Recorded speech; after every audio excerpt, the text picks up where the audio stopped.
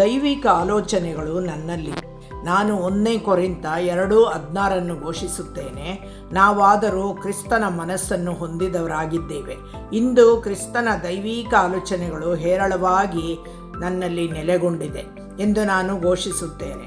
ನಾನು ಈ ಲೋಕದವರಂತೆ ಯೋಚಿಸುವುದಿಲ್ಲ, ಬದಲಾಗಿ ಸ್ವರ್ಗೀಯ ಆಲೋಚನೆಗಳಿಂದ ವಿವೇಚನೆ, ವಿಶ್ಲೇಷಣೆ ಮತ್ತು ಕಾರ್ಯ ಮಾಡುತ್ತೇನೆ. ನಾನು ಭಯ, ಒತ್ತಡ ಅಥವಾ ಗೊಂದಲಕ್ಕೆ ಒಳಗಾಗುವುದಿಲ್ಲ. ಕ್ರಿಸ್ತನ ಮನಸ್ಸು ನನಗೆ ಸ್ಪಷ್ಟತೆ, ವಿವೇಕ ಮತ್ತು ತಂತ್ರವನ್ನು ನೀಡುತ್ತದೆ. ನನ್ನ ದೃಷ್ಟಿಕೋನ ಅಲೌಕಿಕವಾಗಿದೆ. ನಾನು ದೇವರ ಆಲೋಚನೆಗಳೊಂದಿಗೆ ಜೋಡಿಸಲ್ಪಟ್ಟಿದ್ದೇನೆ ಮತ್ತು ಆ ಜೋಡಣೆಯು ನನ್ನನ್ನು ಅಜೇಯನನ್ನಾಗಿ ಮಾಡುತ್ತದೆ. ಯೇಸುವಿನ ಹೆಸರಿನಲ್ಲಿ ಇದು ನನ್ನ ಘೋಷಣೆಯಾಗಿದೆ. ಹಾಗೆಯೇ ಆಗಲಿ. ಆಮೆನ್. ದೇವರ ನಾಮಕ್ಕೆ ಸ್ತೋತ್ರವಾಗಲಿ. ನಾವು ಆರಾಧನೆ ಮಾಡುವ ದೇವರು ತಲೆಮಾರುಗಳ ದೇವರು. ಆತನು ಅಬ್ರಹಾಂ, ಈಸಾಕ್, ಯಾಕೋಬನ ದೇವರು. ಸಂತತಿಯು ಆತನನ್ನು ಆರಾಧನೆ ಮಾಡುವುದಕ್ಕಾಗಿ ತಲೆಮಾರುಗಳನ್ನು ಆರಿಸಿಕೊಳ್ಳುವ ದೇವರು ಆತನಾಗಿದ್ದಾನೆ. ಆತನನ್ನು ಆರಾಧನೆ ಮಾಡಲಿಕ್ಕಾಗಿ ಕರೆಯಲ್ಪಟ್ಟ ನಾವುಗಳು ಧನ್ಯರಾಗಿದ್ದೇವೆ. ಬನ್ನಿರಿ, ಒಟ್ಟಾಗಿ ಸೇರಿ ಕರ್ತನ ನಾಮವನ್ನು ಆರಾಧಿಸಿ ಸ್ತುತಿಸೋಣ. ಅಬ್ರಹಾಮನ ದೇವರೇ ನಿನಗೆ ಆರಾಧನೆ, ಇಸಾಕನ ದೇವರೇ ನಿನಗೆ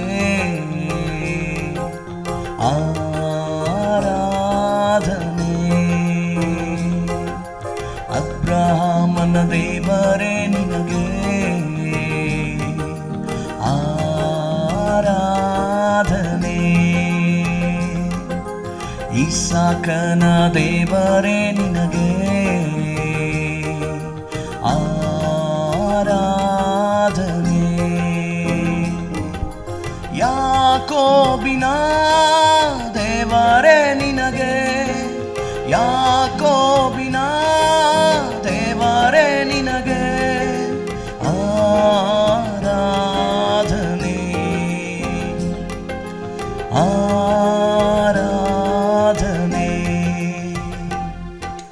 ತಂದೆ ಮಗನಿಗೆ ಪವಿತ್ರಾತ್ಮನಿಗೆ ನಾ ಮಾಡುವೆ ಆರಾಧನೆ, ತಂದೆ ಮಗನಿಗೆ ಪವಿತ್ರಾತ್ಮನಿಗೆ ನಾ ಮಾಡುವೆ ಆರಾಧನೆ, ಆರಾಧನೆ, ಆರಾಧನೆ, ಆರಾಧನೆ, ಆರಾಧನೆ. ಹೌದು, ನಾವು ಸುಖವಾಗಿ ಬಾಳಿ ಬದುಕಬೇಕೆಂಬುದಾಗಿ ನಮ್ಮನ್ನು ದೇವರು ಉಂಟು ಮಾಡಿದ್ದಾನೆ. ನಾವು ಸಂತೋಷವಾಗಿ ಬದುಕಬೇಕೆಂಬುದಾಗಿ ದೇವರು ನಮ್ಮನ್ನು ನಿರ್ಮಿಸಿದ್ದಾನೆ. ಅದನ್ನು ಆರಾಧನೆಯಾಗಿ ಆತನ ಮುಂದೆ ಕೂಗಿ ಹೇಳೋಣ. ದೇವರೇ, ನೀನಿಷ್ಟು ಒಳ್ಳೆಯವನಾಗಿದೆಯಲ್ಲಪ್ಪ, ನಿನಗೆ ಸ್ತೋತ್ರ ಸ್ವಾಮಿ.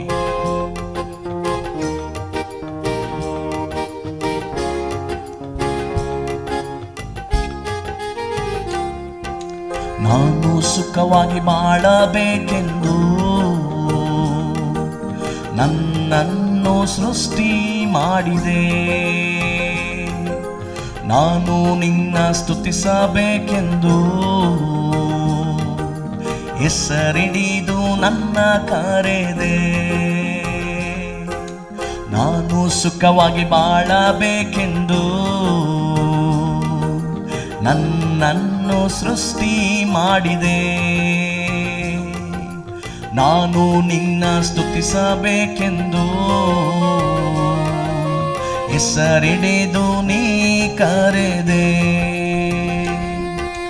ಕರುಣಾಮಯನೇ, ಓ ಕರುಣಾಮಯನೇ, ಕರುಣಾಮಯನೇ, ಓ ಕರುಣಾಮಯನೇ, ಉಸಿರಿರುವ ದಿನವೆಲ್ಲ ನಾ ಮಾಡುವೆ ಆರಾಧನೆ. ನನ್ನ ಉಸಿರಿರುವ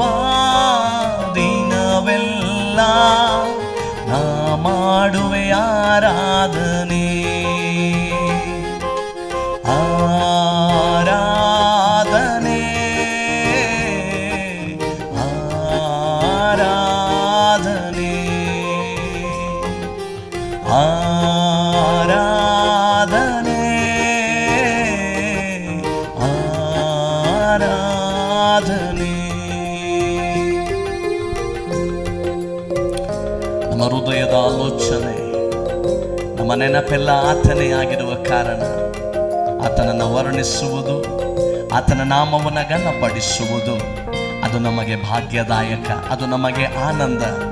ಆತನನ್ನು ಆರಾಧಿಸೋಣ, ಆತನನ್ನು ಘನಪಡಿಸೋಣ. ಇದಕ್ಕಿಂತ ಉತ್ತಮವಾದದ್ದು ಬೇರೆ ಯಾವುದು ನಮ್ಮ ಜೀವಿತದಲ್ಲಿ ಇಲ್ಲ ಪ್ರಿಯರೇ. ಆತನನ್ನು ಆರಾಧಿಸುವುದೇ ನಮಗೆ ಶ್ರೇಷ್ಠ ಸೌಭಾಗ್ಯ. ಹೃದಯದ ತುಂಬ ನಿನ್ನ ಜ್ಞಾಪಕ, ಅದನ್ನು ಬಿಟ್ಟರೆ ಬೇರೆ ನಿಲ್ಲಪ್ಪ. ಲೋಕವೆಲ್ಲ ಹುಡುಕಿ ನಾ ಬಂದೆ, ಎಲ್ಲೂ ಸಿಗಲಿಲ್ಲ ನಿನ್ನಂತ ತಂದೆ. ಹೃದಯದ ತುಂಬ ನಿನ್ನ ಜ್ಞಾಪಕ, ಅದನ್ನು ಬಿಟ್ಟರೆ ಬೇರೆ ನಿಲ್ಲಪ್ಪ. ಲೋಕವೆಲ್ಲ ಹುಡುಕಿ ನಾ ಬಂದೆ, ಎಲ್ಲೂ ಸಿಗಲಿಲ್ಲ ನಿನ್ನಂತ ತಂದೆ. ಕೃಪಾಪೂರ್ಣನೇ ಓ ಕೃಪಾಪೂರ್ಣನೇ, ಕೃಪಾಪೂರ್ಣನೇ ಓ ಕೃಪಾಪೂರ್ಣನೇ. ಬದುಕಿರುವ ದಿನವೆಲ್ಲ ನಾ ಮಾಡುವೆ ಆರಾಧನೆ. ನಾನು ಬದುಕಿರುವ ದಿನವೆಲ್ಲ ನಾ ಮಾಡುವೆ ಆರಾಧನೆ. ಆರಾಧನೆ ಆರಾಧನೆ ಆರಾಧನೆ ಆರಾಧನೆ.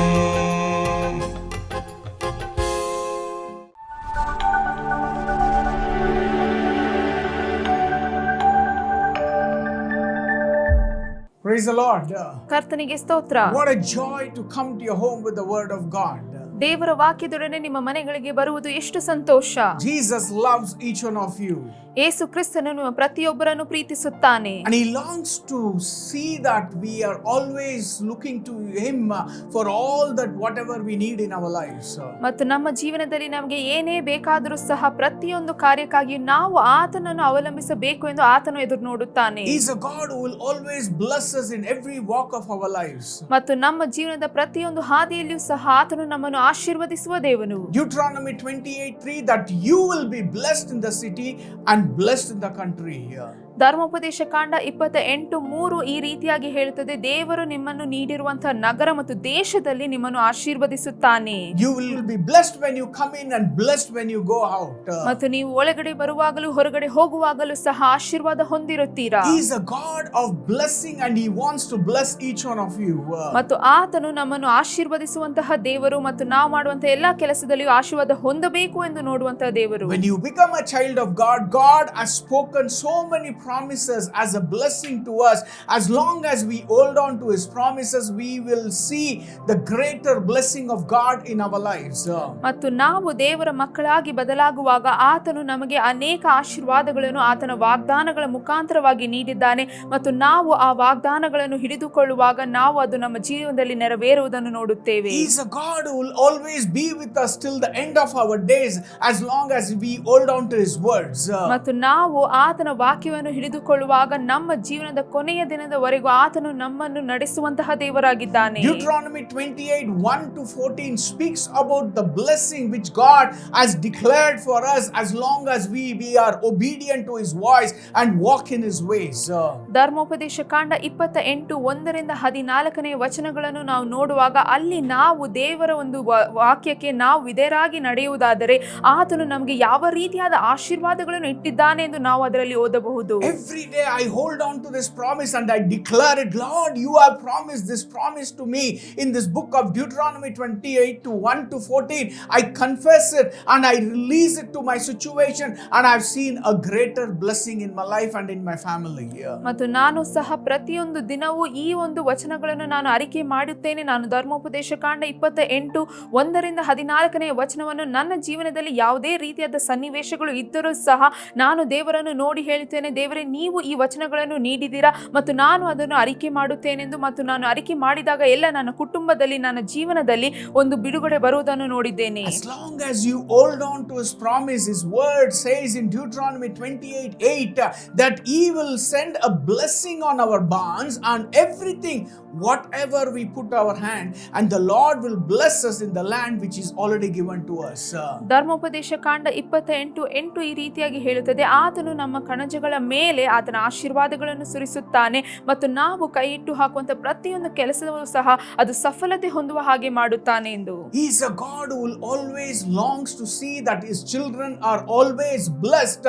You should not, he is not happy when you are going through troubles in your life. ಮತ್ತು ಆತನು ಯಾವಾಗಲೂ ಎದುರು ನೋಡುತ್ತಾನೆ ನಾವು ಎಲ್ಲಾ ರೀತಿಯಲ್ಲೂ ಆಶೀರ್ವಾದ ಹೊಂದಬೇಕು ಎಂದು. ಮತ್ತು ನಾವು ಕಷ್ಟದ ಹಾದಿಗಳಲ್ಲಿ ನಡೆಯುವಾಗ ಆತನು ಆ ರೀತಿಯಲ್ಲಿ ನಮ್ಮನ್ನು ನೋಡಲು ಇಷ್ಟಪಡುವುದಿಲ್ಲ. Deuteronomy 28:12 says he is a God who will opens heavens, the store of his bounty, to send rain on our land in season and to bless all the work of our hands. And he says that we will lend to nation, never we will borrow in our life. ಧರ್ಮೋಪದೇಶ ಕಾಂಡ 28:12 ಈ ರೀತಿಯಾಗಿ ಹೇಳುತ್ತದೆ, ಆತನು ಆತನ ಪರಲೋಕದ ಜಲನಿಧಿಗಳನ್ನು ತೆರೆದು ಆಶೀರ್ವಾದದ ಮಲೆಗಳನ್ನು ನಮ್ಮ ಮೇಲೆ ಸುರಿಸುತ್ತಾನೆ. ಅದು ಮಾತ್ರವಲ್ಲದೆ ನಾವು ದೇಶಗಳಿಗೆ ಸಾಲವನ್ನು ನೀಡುತ್ತೇವೆ ಎಂದು ಈ ರೀತಿಯಾಗಿ ಆಶೀರ್ವಾದ ಹೇಳುತ್ತದೆ. Deuteronomy 28:3 says that he will make us as head, never as a tail, and he will make us as top as long as we hold on to his words, and he will never make us to any problems in our life. ಧರ್ಮೋಪದೇಶ ಕಾಂಡ 28:3 ಈ ರೀತಿಯಾಗಿ ಹೇಳುತ್ತದೆ, ದೇವರು ನಮ್ಮನ್ನು ಯಾವಾಗಲೂ ತಲೆಯಾಗಿ ಇರಿಸುತ್ತಾನೆ, ಬಾಲವಾಗಿ ಅಲ್ಲ. ಮತ್ತು ನಾವು ಆತನ ವಾಕ್ಯಗಳಿಗೆ ವಿಧೇಯರಾಗಿ ನಡೆಯುವಾಗ ಎಲ್ಲದರಲ್ಲಿಯೂ ಮೇಲಾಗಿ ಇರುತ್ತೇವೆ ಎಂದು. He'll keep us as always on the top, never at the bottom, says his word. ಮತ್ತು ಆತನ ವಾಕ್ಯವು ಹೇಳುತ್ತದೆ, ಆತನು ನಮ್ಮನ್ನು ಯಾವಾಗಲೂ ಮೇಲಿನಲ್ಲಿ ಇಡುತ್ತಾನೆ, ಕೆಳಗಿನಲ್ಲಿ ಅಲ್ಲ ಎಂದು. So we were speaking about how blessing comes in our life. The Lord wants his children to be blessed in every areas of our lives. ಮತ್ತು ನಾವು ನೋಡುತ್ತಾ ಇದ್ದೇವೆ ಯಾವ ರೀತಿಯಲ್ಲಿ ದೇವರ ಆಶೀರ್ವಾದಗಳು ನಮ್ಮ ಜೀವಿತದಲ್ಲಿ ಬರುತ್ತದೆ ಎಂದು. ಯಾಕೆಂದ್ರೆ ದೇವರು ನಾವು ಯಾವಾಗಲೂ ಆಶೀರ್ವಾದ ಹೊಂದಬೇಕು ಎಂದು ನೋಡುತ್ತಾರೆ. I spoke about the blessing comes when we walk with God, when we walk in holiness. God will able to bless us in every walk of our lives. ಮತ್ತು ನಾನು ನಿಮ್ಮ ಜೊತೆ ಹಂಚಿಕೊಂಡೆನು ಯಾವ ರೀತಿಯಲ್ಲಿ ನಾವು ಪರಿಶುದ್ಧತೆಯಲ್ಲಿ ನಡೆಯುವಾಗ ದೇವರು ನಮ್ಮನ್ನು ಆಶೀರ್ವದಿಸುತ್ತಾನೆ ಎಂದು. Blessing comes to us when we have Jesus as our Lord and Savior. In every areas of our life we will see blessings in our lives. ಮತ್ತು ನಾವು ನಮ್ಮ ಜೀವಿತದ ಪ್ರತಿಯೊಂದು ಅಂಶ, ಪ್ರತಿಯೊಂದು ಭಾಗದಲ್ಲಿಯೂ ಸಹ ನಾವು ಯೇಸು ಕ್ರಿಸ್ತನನ್ನು ನಮ್ಮ ಕರ್ತನಾಗಿ ರಕ್ಷಕನಾಗಿ ಇಟ್ಟುಕೊಳ್ಳುವಾಗ ನಮ್ಮ ಜೀವನದಲ್ಲಿ ಆಶೀರ್ವಾದಗಳು ಬರುವುದನ್ನು ನೋಡುತ್ತೇವೆ. Third thing, blessing comes when we seek the Lord in our life every day, for every decision, for every needs in our life. Because see, Matthew chapter 6 verses 33 says, seek ye first the kingdom of God and his righteousness, and all things shall be added unto us. ಮತ್ತು ಮೂರನೇದಾಗಿ ನಾನು ನಿಮಗೆ ಹೇಳಿದೇನು, ನಾವು ಮಾಡುವಂತ ಪ್ರತಿ ಕೆಲಸದಲ್ಲೂ ನಾವು ದೇವರ ಮೊರೆ ಹೋಗುವಾಗ, ಆತನನ್ನು ಮೊದಲನೇದಾಗಿ ಹುಡುಕುವಾಗ, ಮತ್ತಾಯ 6:33 ಹೇಳುವ ಪ್ರಕಾರವಾಗಿ ನಾವು ಮೊದಲನೇದಾಗಿ ದೇವರ ರಾಜ್ಯಕ್ಕಾಗಿ ಆತನ ನೀತಿಗಾಗಿ ತವಕಿಸುವಾಗ ನಮಗೆ ಬೇಕಾದಂತ ಎಲ್ಲಾ ಕಾರ್ಯಗಳು ನಮಗೆ ದೊರೆಯುತ್ತದೆ. So we spoke about various ways that what happens when we seek God in our life. ಹಾಗಾಗಿ ನಾವು ನೋಡಿದೆವು, ನಾವು ಬೇರೆ ಬೇರೆ ರೀತಿಯಲ್ಲಿ ಯಾವ ರೀತಿಯಲ್ಲಿ ನಾವು ದೇವರ ಮೊರೆ ಹೋಗುವಾಗ ದೇವರ ಆಶೀರ್ವಾದಗಳು ನಮ್ಮ ಮೇಲೆ ಬರುತ್ತದೆ ಎಂದು. So today we are going to meditate what happens when we don't seek God in our lives. ಮತ್ತು ಇವತ್ತು ನಾವು ಧ್ಯಾನಿಸಲಿದ್ದೇವೆ ಯಾವ ರೀತಿಯಲ್ಲಿ ನಾವು ದೇವರ ಮೊರೆ ಹೋಗದಿದ್ದರೆ ಏನೆಲ್ಲ ನಡೆಯುತ್ತದೆ ಎಂದು. Many of us, just for name's sake, we are Christian, but when it comes to seek God, we don't have time to seek God in our lives. ಎಷ್ಟೋ ಜನರು ಅವರು ಕ್ರೈಸ್ತವರಾಗಿ ಇರುತ್ತಾರೆ, ಆದರೆ ಅವರಿಗೆ ದೇವರ ಬಳಿ ಹೋಗಲು ಆ ಸಮಯವೇ ಇರುವುದಿಲ್ಲ. When we neglect seeking God, we drift away spiritually. Our spiritual life will be down in our life. ಮತ್ತು ನಾವು ದೇವರ ಜೊತೆ ಸಮಯವನ್ನು ಕಳೆಯುವಂತಹ ಸಮಯವನ್ನು ನಿರ್ಲಕ್ಷಿಸಿದರೆ ನಮ್ಮ ಆತ್ಮಿಕ ಜೀವನದಲ್ಲಿ ನಾವು ಕೆಳಗೆ ಹೋಗುತ್ತೇವೆ. We saw Adam and Eve were created to God to fellowship with them, and God used to every day in the Garden of Eden he used to come and fellowship with Adam and Eve. ಮತ್ತು ನಾವು ಆದಾಮ ಅವಳ ಜೀವನದಲ್ಲಿ ನೋಡುವಾಗ ನಾವು ನೋಡಿದೆವು, ದೇವರು ಅವರನ್ನು ಸೃಷ್ಟಿ ಮಾಡಿರುವ ಒಂದು ಕಾರಣವೇನೆಂದರೆ ಅವರ ಜೊತೆ ಒಂದು ಐಕ್ಯತೆಯಲ್ಲಿ ಇರಬೇಕು ಎಂದು. ಮತ್ತು ಪ್ರತಿ ದಿನವೂ ಸಹ ದೇವರು ಆ ಏದೇನ್ ತೋಟದಲ್ಲಿ ಬಂದು ಅವರ ಜೊತೆ ಮಾತನಾಡುತ್ತಾ ಇದ್ದನು. When you become a child of God, when you give your heart to God, God expects you to fellowship with him, depend on him for everything in your lives. ಮತ್ತು ನೀವು ಸಹ ದೇವರ ಮಕ್ಕಳಾಗುವಾಗ, ದೇವರಿಗೆ ನಿಮ್ಮ ಜೀವನವನ್ನು ನೀಡುವಾಗ ದೇವರು ಎದುರು ನೋಡುತ್ತಾರೆ. ನೀವು ಮಾಡುವಂತ ಪ್ರತಿಯೊಂದು ಕೆಲಸದಲ್ಲಿಯೂ ಸಹ ನೀವು ಆತನನ್ನು ಹುಡುಕಬೇಕು ಮತ್ತು ಆತನ ಮೇಲೆ ಅವಲಂಬಿತರಾಗಿ ಇರಬೇಕೆಂದು. When you fail to fellowship with God, when you fail to seek God, then you are opening the doors for the Satan to come into your life and to attack every situation. Your decision, what you take, you will fail and you will never see blessings in your life.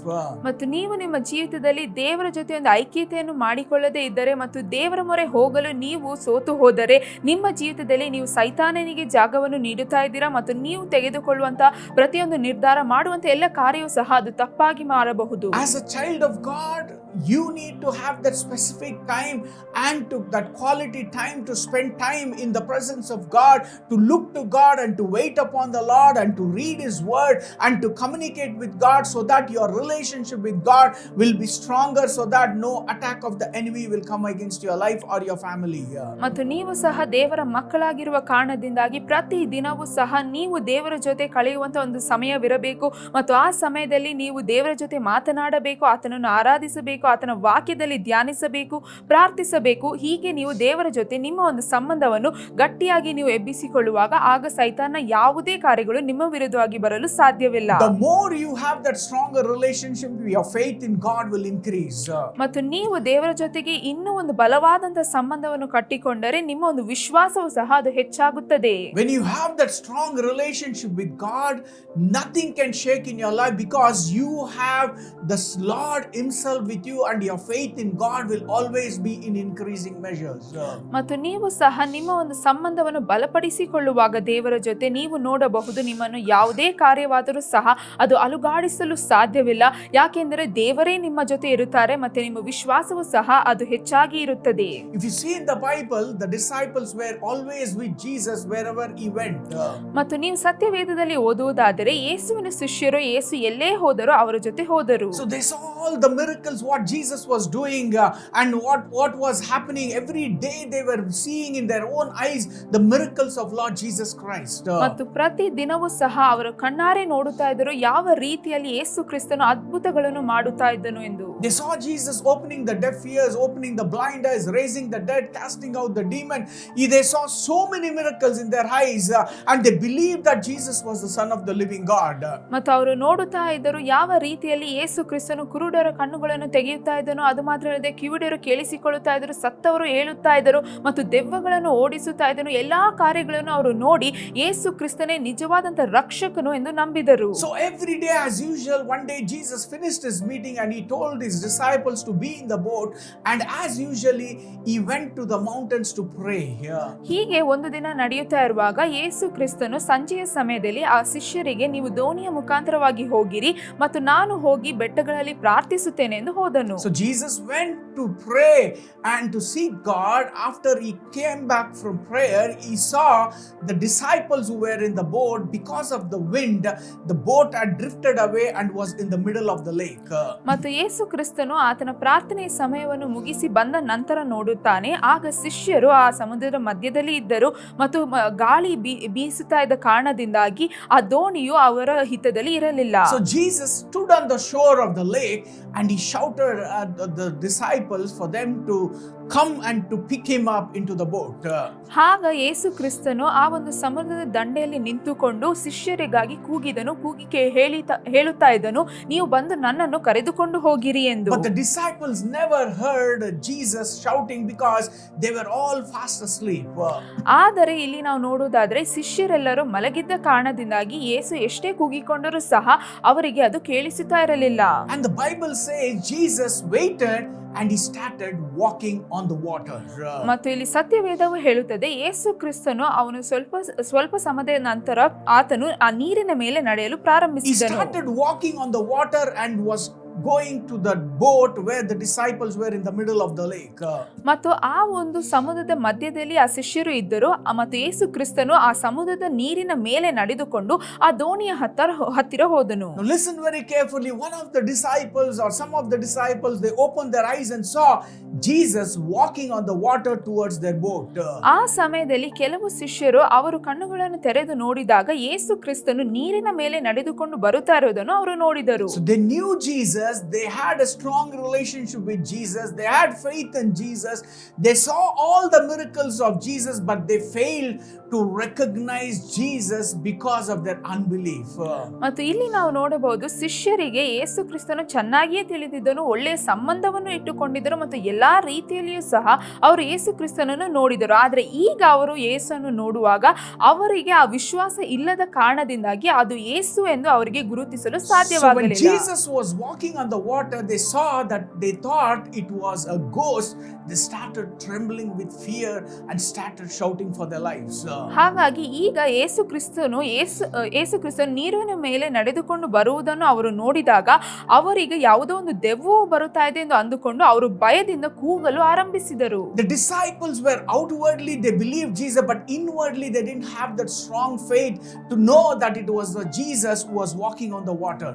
ಮತ್ತು ಶಿಷ್ಯರು ಅವರು ಹೊರಗಿನ ರೀತಿಯಲ್ಲಿ ನೋಡುವಾಗ ತುಂಬಾ ವಿಶ್ವಾಸವನ್ನು ಇಟ್ಟುಕೊಂಡಿದ್ದರು ಯೇಸುವಿನ ಮೇಲೆ, ಆದರೆ ಒಳಗಿನ ಮುಖಾಂತರವಾಗಿ ನೋಡುವಾಗ ಅವರಿಗೆ ಯೇಸುವಿನ ಮೇಲೆ ಅಷ್ಟಾದ ಒಂದು ನಂಬಿಕೆ ಇರಲಿಲ್ಲ. So they started trembling with fear and shouting for their lives, and they said, oh, it's a ghost.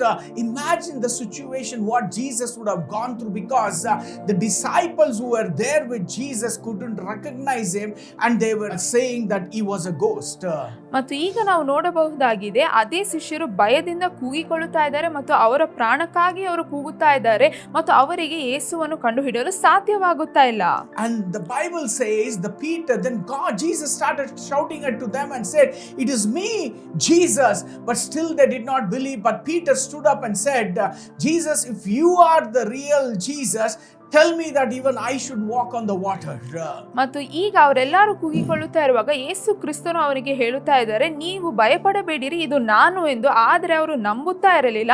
ಆ ಸಮಯದಲ್ಲಿ ಪೇತ್ರನು ಎದ್ದು ನಿಂತುಕೊಂಡು ಹೇಳುತ್ತಾನೆ, ನೀವೇ ನಿಜವಾಗಿಯೂ ಯೇಸುವಾಗಿದ್ದರೆ ನಾನು ಈ ನೀರಿನ ಮೇಲೆ ನಡೆಯುವ ಹಾಗೆ ನನ್ನನ್ನು ಆಜ್ಞಾಪಿಸಿರಿ. So Jesus coolly says to Peter, come on, walk on the water and come to me. ಆಗ ಯೇಸು ಕ್ರಿಸ್ತನು ಪೇತ್ರನನ್ನು ನೋಡಿ ಹೇಳುತ್ತಾನೆ, ಸರಿ ಪೇತ್ರನೇ, ನೀನು ಬಾ ನೀರಿನ ಮೇಲೆ ನಡೆ ಎಂದು. Jesus had a faith that if Peter comes out, he will walk with him, and he had that faith that indeed Peter will reach to him. ಮತ್ತು ಯೇಸು ಕ್ರಿಸ್ತನಿಗೆ ಆ ಒಂದು ವಿಶ್ವಾಸವೂ ಇತ್ತು. ಈಗ ಪೇತ್ರನು ನೀರಿನ ಮೇಲೆ ಆತನ ಕಾಲುಗಳನ್ನು ಹಾಕಿದರೆ ಆತನು ನೀರಿನ ಮೇಲೆ ನಡೆಯುತ್ತಾನೆ ಮತ್ತು ಯೇಸುವನ್ನು ತಲುಪುತ್ತಾನೆ ಎಂದು. So Peter started walking on the water. ಮತ್ತು ಪೇತ್ರನು ಈಗ ನೀರಿನ ಮೇಲೆ ನಡೆಯಲು ಪ್ರಾರಂಭಿಸುತ್ತಾನೆ. But as long as he was looking at Jesus, he was walking straight to Jesus on the water. ಮತ್ತು ಪೇತ್ರನು ಆತನ ದೃಷ್ಟಿಯನ್ನು ಆತನ ಕಣ್ಣುಗಳನ್ನು ಯೇಸುವಿನ ಮೇಲೆ ಇಟ್ಟವರೆಗೆ ಮಾತ್ರ ಆತನು ನೀರಿನ ಮೇಲೆ ನಡೆಯಲು ಸಾಧ್ಯವಾಗುತ್ತಾ ಇತ್ತು. When he started looking out to the waves and that he couldn't believe that he was walking on the water, suddenly he began to sink. ಆದರೆ ಆತನು ಯಾವಾಗ ಅಲೆಗಳನ್ನು ನೋಡಿದನೋ ಮತ್ತು ಆ ಬಿರುಗಾಳಿಯನ್ನು ನೋಡಿದನೋ ಆಗ ಆತನು ಮುಳುಗಲು ಆರಂಭವಾಯಿತು. And Jesus immediately stretched his hand and pulled him out and scolded him or rebuked him, saying, why are you afraid? ಮತ್ತು ಆತನು ಮುಳುಗುತ್ತಾ ಇರುವಾಗ ಯೇಸು ಕ್ರಿಸ್ತನು ಆತನ ಕೈಗಳನ್ನು ಚಾಚಿ ಆತನನ್ನು ಮೇಲಕ್ಕೆ ಎಬ್ಬಿಸಿ ಆತನು ಕೇಳುತ್ತಾನೆ, ಯಾಕೆ ನೀನು ನಿನ್ನ ದೃಷ್ಟಿಯನ್ನು ತೆಗೆದೆ ಎಂದು. This is what happens in our lives. Even though we are the child of God, but when it comes to have a strong faith in God, we fail and we tremble with fear when you see the situations which we come in our life. ಹೀಗೆ ನಮ್ಮ ಜೀವಿತದಲ್ಲಿಯೂ ಸಹ ನಮಗೆ ಬೇಕಾಗಿರುವಂತಹ ಒಂದು ವಿಶ್ವಾಸವು ನಮಗೆ ಇರುವುದಿಲ್ಲ. ಹಾಗಾಗಿ ಎಷ್ಟೋ ಸನ್ನಿವೇಶಗಳು ನಮ್ಮ ಜೀವಿತದಲ್ಲಿ ಬರುವಾಗ ನಾವು ಸಹ ಸೋತು ಹೋಗುತ್ತೇವೆ. Many people are just for namesake Christians. Many people, there are just namesake, they call themselves a child of God, but they don't have a strong faith in God that God will be be able to do everything for them in their life. God can bring blessings in their family. ಎಷ್ಟೋ ಜನರು ಅವರ ಹೆಸರಿಗೆ ಮಾತ್ರ ಕ್ರೈಸ್ತವರಾಗಿ ಇರುತ್ತಾರೆ, ಆದರೆ ಅವರಿಗೆ ನಿಜವಾದಂತಹ ಒಂದು ವಿಶ್ವಾಸವೂ ಇರುವುದಿಲ್ಲ. ಸನ್ನಿವೇಶಗಳು, ಸಮಸ್ಯೆಗಳು ಅವರ ಜೀವನದಲ್ಲಿ ಬರುವಾಗ ದೇವರು ಅವರನ್ನು ಬಿಡಿಸುತ್ತಾನೆ ಮತ್ತು ಅವರಿಗೆ ಬೇಕಾದ ಆಶೀರ್ವಾದಗಳನ್ನು ನೀಡುತ್ತಾನೆ ಎಂದು. As long as Peter was focused on Jesus, he believed and he was walking. But when he moved his eyes to something else in his life or turned towards the problems, what was happening, he started sinking. ಮತ್ತು ಪೇತ್ರನ ಜೀವಿತದಲ್ಲಿಯೂ ಸಹ ನಾವು ನೋಡುವಾಗ ಆತನ ದೃಷ್ಟಿಯು ಯೇಸುವಿನ ಮೇಲೆ ಇರುವಾಗ ಆತನ ವಿಶ್ವಾಸವು ಹೆಚ್ಚಾಗಿತ್ತು ಮತ್ತು ಆತನು ನೀರಿನ ಮೇಲೆ ನಡೆಯುತ್ತಾ ಇದ್ದನು. ಆದರೆ ಆತನ ದೃಷ್ಟಿಯನ್ನು ಆತನು ತೆಗೆದಾಗ ಆತನ ವಿಶ್ವಾಸವು ಬಿದ್ದು ಹೋಗಿತ್ತು ಮತ್ತು ಆತನು ಸಹ ಮುಳುಗಿ ಹೋದನು. As long as you are seeking God and having a strong relationship, nothing can shake in your life, nothing can go wrong in your life, but everything will be beautiful because God will take total control of it. ಮತ್ತು ನೀವು ಸಹ ನಿಮ್ಮ ಜೀವಿತದಲ್ಲಿ ದೇವರ ಜೊತೆಗೆ ಒಂದು ಬಲವಾದಂತಹ ಒಂದು ಐಕ್ಯತೆ ಹೊಂದಿರುವುದಾದರೆ ಮತ್ತು ದೇವರ ಮೇಲೆ ನಿಮ್ಮ ದೃಷ್ಟಿಯನ್ನು ಇಡುವುದಾದರೆ ನಿಮ್ಮ ಜೀವಿತದಲ್ಲಿ ಎಲ್ಲವೂ ಸಹ ಸುಂದರವಾಗಿ ಸಾಗುತ್ತಾ ಇರುತ್ತದೆ. ಯಾಕೆಂದ್ರೆ ಯೇಸು ಕ್ರಿಸ್ತನೇ ಎಲ್ಲವನ್ನು ನೋಡಿಕೊಳ್ಳುತ್ತಾನೆ. When we take our eyes off Jesus, we lose stability in our life, we get grip with fear and we will fail in our lives.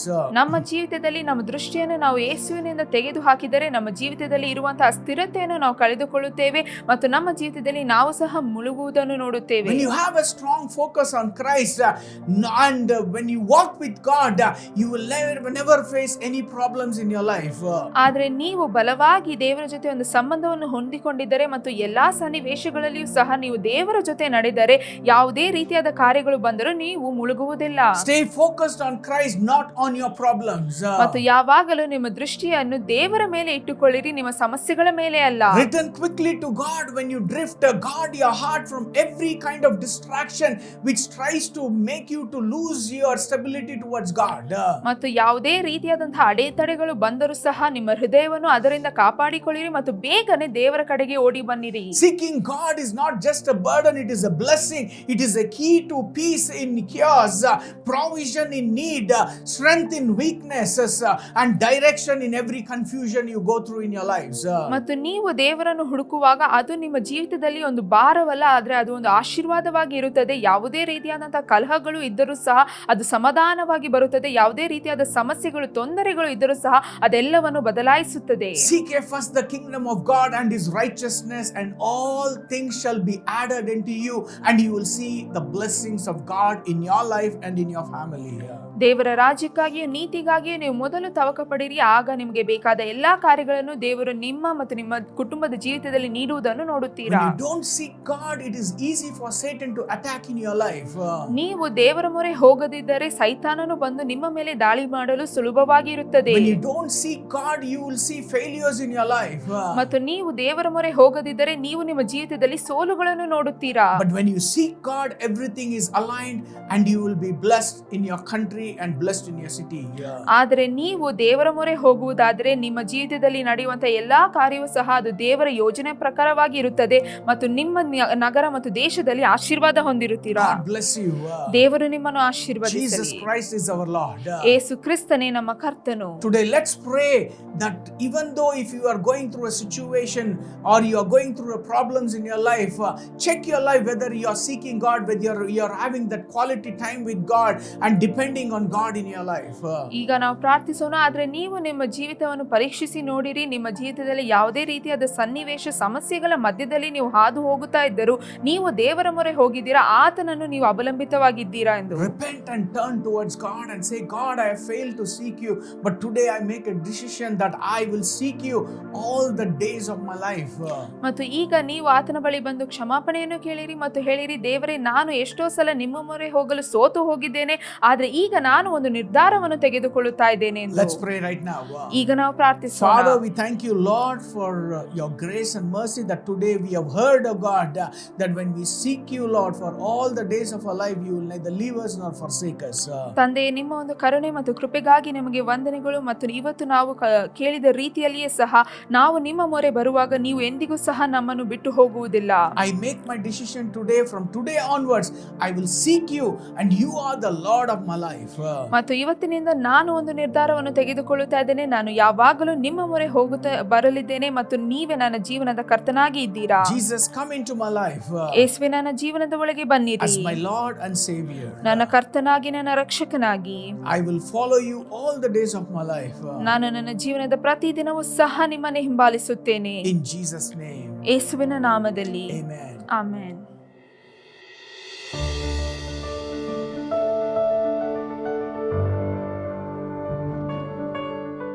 Praise the Lord. ಕರ್ತನಿಗೆ ಸ್ತೋತ್ರ. God put in my heart the burden to pray for the people who are going through a skin diseases and rashes in their body. ಮತ್ತು ಈ ಒಂದು ಸಮಯದಲ್ಲಿ ದೇವರು ನನ್ನ ಹೃದಯದಲ್ಲಿ ಒಂದು ಭಾರವನ್ನು ಹಾಕಿದ್ದಾರೆ, ಚರ್ಮದ ಸಮಸ್ಯೆ ಇರುವವರಿಗಾಗಿ ಪ್ರಾರ್ಥಿಸುವುದಕ್ಕಾಗಿ. God is a God of miracle. He is a God who heals every sickness. ಮತ್ತು ನಮ್ಮ ದೇವರು ಆತನು ಎಲ್ಲಾ ರೀತಿಯಾದ ರೋಗಗಳನ್ನು ಗುಣಪಡಿಸುವಂತಹ ದೇವರು. Today many of you are watching this program. I'm telling you, you have been going through the skin rashes and kind of psoriasis in your body. Today my Jesus wants to heal you. As even as you're watching this program, the power of God is going to touch you and your skins are going to be healed now in Jesus name. ಮತ್ತು ಎಷ್ಟೋ ಜನರು ನೀವು ಈ ಕಾರ್ಯಕ್ರಮವನ್ನು ವೀಕ್ಷಿಸುತ್ತಾ ಇದ್ದೀರಾ ಮತ್ತು ನಿಮ್ಮ ಚರ್ಮದಲ್ಲಿ ಯಾವುದೋ ರೀತಿಯಾದಂತಹ ರ್ಯಾಷಸ್ಗಳು ಇರಬಹುದು, ಇಲ್ಲವೆಂದರೆ ಸೊರಿಯಾಸಿಸ್ ಇರಬಹುದು. ಆದರೆ ನಮ್ಮ ದೇವರು ಆತನ ಒಂದು ಶಕ್ತಿ ಮುಖಾಂತರವಾಗಿ ನಿಮ್ಮನ್ನು ಮುಟ್ಟಿ ನಿಮ್ಮನ್ನು ಗುಣಪಡಿಸುತ್ತಾನೆ. God's presence is already here in this place to heal every sickness you are going through in your body. ಮತ್ತು ದೇವರ ಒಂದು ಪ್ರಸನ್ನತೆಯು ನಮ್ಮ ಮಧ್ಯದಲ್ಲಿ ಈ ಕ್ಷಣದಲ್ಲಿಯೂ ಸಹ ಇದೆ ಮತ್ತು ಅದು ನಿಮ್ಮನ್ನು ಮುಟ್ಟಿ ಅದು ನಿಮ್ಮನ್ನು ಗುಣಪಡಿಸಲಿದೆ. Father, in the name of Jesus, I command every skin disease which they are going through right now to be healed in Jesus name. ತಂದೆ, ಈಗಲೇ ಯೇಸು ಕ್ರಿಸ್ತನ ನಾಮದಲ್ಲಿ ನಾನು ಆಜ್ಞಾಪಿಸುತ್ತಾ ಇದ್ದೇನೆ, ಯಾವುದೇ ರೀತಿಯಾದ ಚರ್ಮದ ರೋಗಗಳು ಇದ್ದರೂ ಸಹ ಈಗಲೇ ಅದು ಬಿಟ್ಟು ಹೋಗಲಿ. You are the Lord who heals, and I claim a brand new skin to Lord to come out on this people's body right now.